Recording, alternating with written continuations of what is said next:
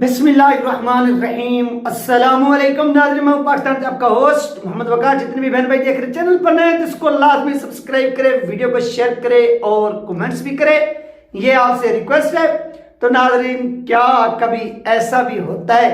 ये मुफ्ती मुनीब रहमान साहब ने एक उन्वान दिया है, जिस तरह से गुज़श्ता रात क्या हुआ कि अल्लामा साद सैयद साहब के साथ हुआ। यार, आप इतनी बड़े लीडर को जो इतनी फैन फॉलोइंग रखता है, जब आप उसको टीवी के ऊपर बुला लेते हैं, फिर आप दबाव बर्दाश्त नहीं करते। दुनिया यानी इस चीज़ का जो तमाशा है, ये मेरी बात याद रखिए कि ये टीएलपी के जो सोशल मीडिया एक्टिविस्ट है, ये उनकी मैं नाकामी समझता हूँ। ये मैं उनकी एक नाकामी समझता हूँ कि वो इस चीज़ को हाईलाइट करने में मुकम्मल तौर पर नाकाम हुए, मुकम्मल तौर पर।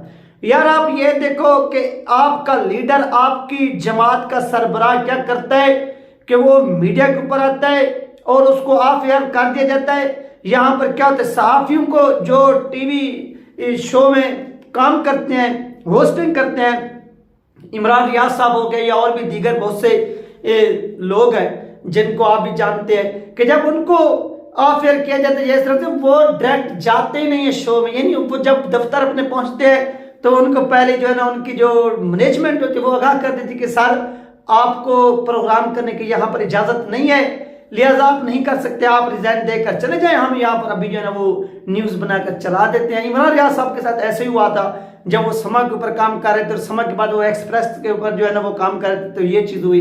लेकिन यहाँ पर जो अल्लामा साद हुसैन साहब के साथ हुआ, अगर ये होता किसी तहरीक इंसाफ के एक आम से सियासी यानी लीडर के ऊपर, तो वो इस चीज को आसमान पर उठाते कि ये देखिए, ये फलां शख्स का दबाव था, ये फलां शख्स के इदारे के शख्स का दबाव था और हमारे बंदे को लाइव जो है फेयर कर दिया गया।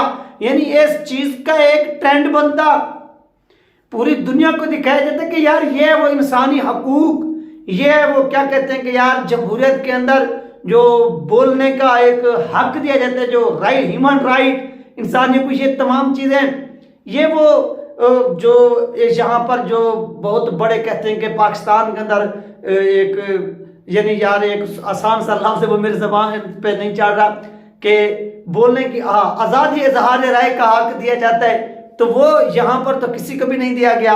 अगर पीटीआई के साथ ऐसा होता तो उन्होंने टॉप ट्रेंड करना था, लेकिन यहाँ पर ऐसा नहीं हुआ। ये बदकिस्मती समझे आप लोग जो सोशल मीडिया पर काम करते हैं। आप लोगों का काम था कि इसको हाईलाइट करते, इसको ट्रेंड बनाते और पूरी दुनिया को दिखाते कि यार ये है मुनाफकत हमारे मीडिया की और हमारे इदारों की। लेकिन यहाँ पर मुफ्ती मुनीब रहमान साहब ने जो बात की है इसी दोगली अबलागी जंग के हवाले से, वो भी आप जो है इसमें मुलाहिजा फरमाए। यहाँ पर नाज़रीन, मुफ्ती मुनीब रहमान साहब ने सबसे पहले क्या किया है, जो टॉपिक दिया है, कभी ऐसा भी होता है, ये उन्होंने इस चीज़ को हेडलाइन के तौर पर पेश किया। और नेक्स्ट वो कहते हैं कि हमारी मुक्तदरा ने हमारे निज़ाम की बाबत एक तजर्बा किया था। ये एक तजर्बा एक अशरत से ज़ैद पर मुहित था।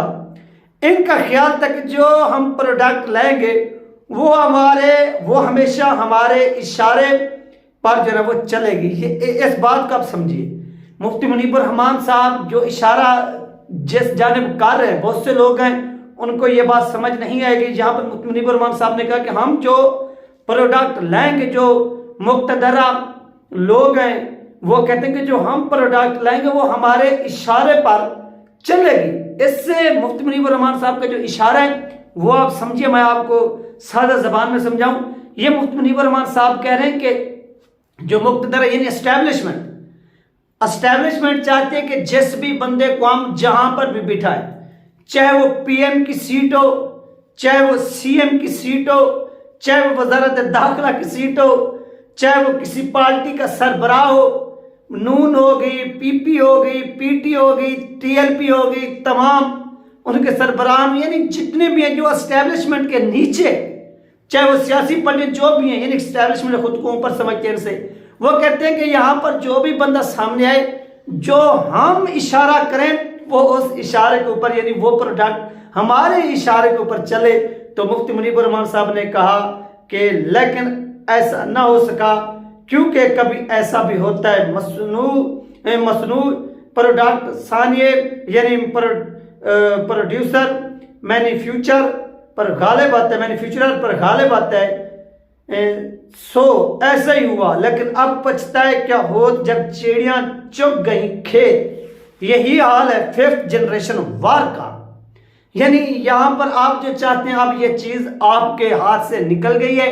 हाँ, आप कहते हैं कि आप वो लफ्ज बोले जो हम आपके मुंह में डालें। अब आप इसी पाकिस्तान के पीएम को देख लें, जिसका नाम है आप सब लोगों के सामने, जो अनवर उल हक काकड़ साहब हैं, उनके मुंह में जो लफ्ज डाला जाता है वो वही लफ्ज जो है ना, जिस तरह से आप कबूतरों को दाना डालते हैं वो वही चुगते हैं बेचारे। तो इसी तरह जो हमारे पीएम साहब हैं, इनको जो दाना एस्टेब्लिशमेंट डालती है, जो अल्फाज इसके मुंह में डालती है, ये वैसे के वैसे मीडिया के ऊपर आकर बोलते हैं। और इस तरह से जो वज़ारत इत्तलात नशरियात हो गए, इस तरह से सोलंकी साहब, ये भी उसी तरह जो अल्फाज इनके मुंह में डाला जाता है ये आकर अवाम के सामने बोलते हैं। तो मुफ्ती मुनीबुर रहमान साहब ने इसका कहा कि नहीं, अब आपका ये वार खता हो चुका है और आपने इसको 5th जनरेशन वार का लफ्ज दिया हुआ है। इसे 105वीं पुश्त की दोगली अबलागी जंग से ताबीर करते हैं। अवलन ये फलसफा भी उसी कारखाने का नतीजा फिक्र था। यह मुफ्ती मुनीबुर रहमान साहब ने आज जो है वो बात की और ऐसी चित्रोल की अपने अल्फाज में। ये अल्फाज जब आप लोग पढ़ेंगे तो आपको पता चलेगा कि यार ये मुफ्ती मुनीबुर रहमान साहब ने क्या लिख दिया है। जो समझने वाले होंगे वो इसको बहुत ही गहराई में जाकर समझेंगे। खूबसूरत अंदाज में मुफ्ती मुनीबुर रहमान साहब ने इनकी नाक काटी है, जो खुद को क्या समझते हैं, आगे बहुत कुछ समझते। इसके बाद नाज़रीन आगे मुफ्ती मुनीबुर रहमान साहब कहते हैं कि आज उन्होंने एक नेक्स्ट टॉपिक लिखा। वो क्या कहते हैं कि क्या हम एक गैर मुतवाज़िन कौम है, यानी हमारे अंदर कोई वज़न या मुतवाज़िन नहीं। कहा जाता है कि रियासत चंद सतून होते हैं, मुक्तदरा, मुकन्ना, इंतजामिया और अदलिया। यानी मुक्तदरा वो तो आप जानते हैं, मुकन्ना यानी आपकी पार्लियामेंट होगी जो क्या करती है, कानून बनाती है। इंतजामिया आपकी ये पर अपना इदारे हो गए, पुलिस वगैरह, ये इंतजामिया यानी जो कानून के ऊपर अमल दरमद करवाते हैं। और उसके बाद अदलिया होगी। अदलिया क्या करती है, अदलिया जो मुकन्ना यानी जो पार्लियामेंट कानून बनाती है, उस कानून की, उस आइन की जो मुहाफिज है उसको अदलिया कहते हैं। और प्रेस वॉच डाक का किरदार अदा करते हैं। हमने कभी ऐसा दौर नहीं देखा कि रियासत के ये सब सतून अपनी अपनी हदूद और दायरा कार इख्तियार में रहें। हम हमेशा दो इंतहाओं पर रहते हैं, या तो कमाल इताअत या हद दर्जा खुद सिरी, और इसको बेइतदाली और तवाज़ुन का दरहम बरम होना कहा जाता है। अल्लाह ताला का फरमान है कि लोगों के करतूतों के सबब बज़ोज बहर में फसाद बर्पा हो गया, ताकि अल्लाह इनकी बुग़्ज़ बद अमालियों का मज़ा चखाए, शायद वो बाज आ जाएं। ये मुफ्ती मुनीबुर रहमान साहब ने नाज़रीन इनकी चित्रोल की है और खूबसूरत अंदाज में किया है। मुफ्ती मुनीबुर रहमान साहब जैसा जो हीरा है वो कभी दोबारा पाकिस्तान में पैदा नहीं होगा, जिन्होंने हमेशा हर मोड़ पर, हर वक्त पर जो है वो हक बात की है, सच बात की है। तो मुफ्ती मुनीबुर रहमान साहब को मेरी तरफ से सलाम हो गया। और मुफ्ती मुनीबुर रहमान साहब, अल्लाह पाक आपको सलामत रखे। जो आप एक जद्दोजहद कर रहे हैं, जो आप एक जंग लड़ रहे हैं, और इस जंग में यकीनन आप ही कामयाब होंगे, और जो कामयाबी है वो आपके कदम चूमेगी, ये हमारी दुआ है।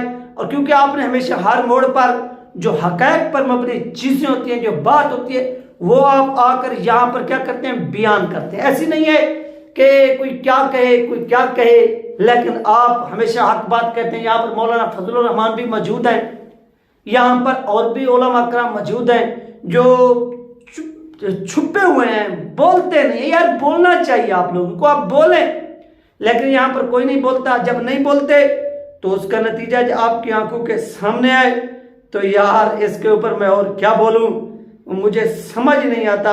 लेकिन मुफ्ती मुनीबुर रहमान साहब ने आज जिस तरह से ये तमाम चीज़ें बयान की हैं वो खिराज तहसीन के क्या हैं, मुस्तहिक हैं।